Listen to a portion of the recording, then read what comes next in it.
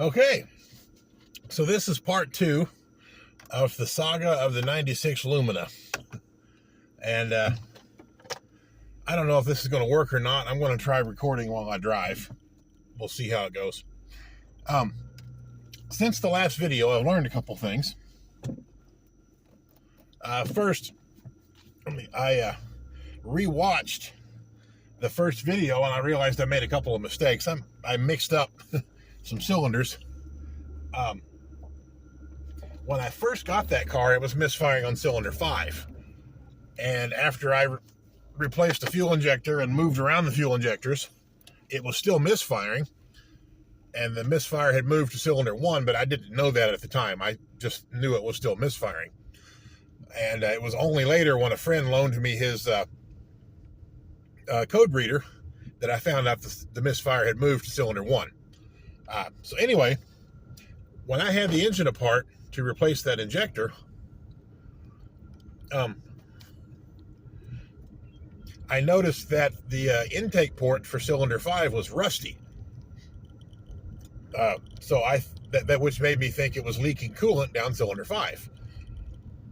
And so after I put it back together and it still misfired, I thought, well, okay, I've got a blown gasket here. These engines are known for blowing the gasket on the lower intake manifold, which causes coolant to run into the engine. So I thought that's what was happening. And so I bought the gasket set for the lower intake manifold, and I was planning to change it when the car broke down that day sitting in the drive-thru at the bank. I had to have it towed home. And so, that sort of changed my plan, because instead of fixing the replacing the gasket set, I started trying to figure out why the thing wouldn't start. And so that led to all the stuff that I talked about in the previous video. Replacing the crank sensor, replacing the crank sensor again, replacing the cam sensor. Something I noticed when I was replacing the cam sensor that I didn't mention in the last video is when I had the power steering pump off, I noticed that the lower intake manifold gasket, or the lower intake manifold, had non-factory silicone sticking out of the in between the intake manifold and the cylinder head. So that tells me someone has done that gasket set already. And on the front cylinder head, it was leaking oil between the cylinder head and the gasket. So the new gasket is blown out already, but it's leaking oil, not coolant. And it's leaking the oil outside the engine, not inside the engine. But in addition to that, I was thinking that that engine never loses any coolant, never.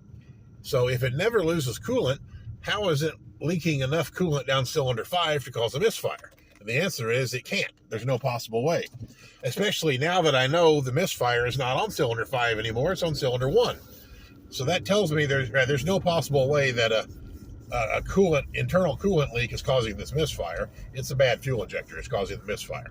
Now, as far as the engine being hard to start, I bought a fuel pressure tester, which I haven't used yet. And my friend that loaned me the code reader, he told me something interesting. That is, if you have a car that won't start or is hard to start and you suspect a weak fuel pump, one way to test that is turn on the key. Don't try to start it. Just turn the key on, listen to the fuel pump. It'll run for a couple seconds and stop. Turn the key off, turn it on again. Listen to the fuel pump run, wait till it stops, turn the key off, turn the key on a third time, let the fuel pump run a third time, then start the car. And if it starts, that tells you that you've most likely, that tells you that you've got weak fuel pressure. Doesn't mean the pump is bad, but you've got weak fuel pressure. Because running the pump 3 times in a row like that before you start it, that allows it to build enough pressure so that it can start. So I tried that with the Lumina, and that works. Even when it doesn't want to start, if I just get in and turn the key, it won't start. It'll crank and sputter and not start. But if I cycle the fuel pump 3 times, it will build enough pressure to start the engine. So that means I have weak fuel pressure. And so now I'm back to what do I do about it? Looking in the trunk of the car, I was cleaning it out, and I found a fuel filter in a box in the trunk. So I texted my brother and asked him about it. Is that a new filter? Is it a used one? What's the story? He said it was a new fuel filter. I guess he bought one and never put it on. So that has me thinking, I wonder if the fuel pump is clogged, or I mean the fuel filter. I wonder if the filter's clogged. And so I'm going to put that new fuel filter on, but I'm going to test the fuel pressure first. I bought a pressure tester. I'm going to test the fuel pressure first, put the new filter on, then test the pressure again. That'll tell me if that filter made any difference. Another thing I'm going to do before I drop the gas tank, because that's a lot of work, I'm going to replace the fuel pressure regulator.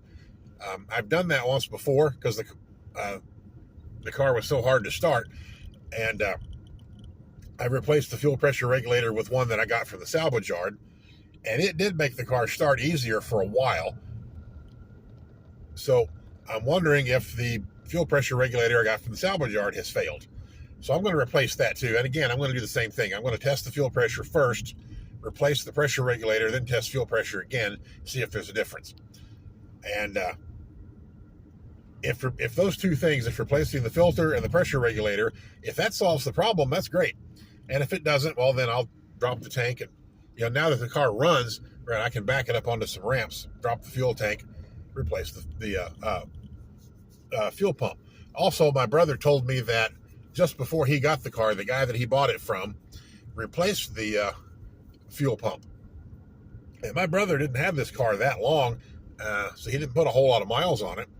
So that new fuel pump should still be good, unless it's like an El Cheapo Chinese one. The cheap fuel pumps have a high failure rate, so it is possible the pump is dead already. Although I'm hoping it isn't. I'm going to end the video here because that's all I have to talk about for now.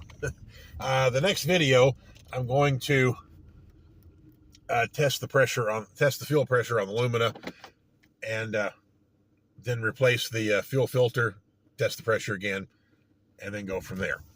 All right, that's all for now. Later.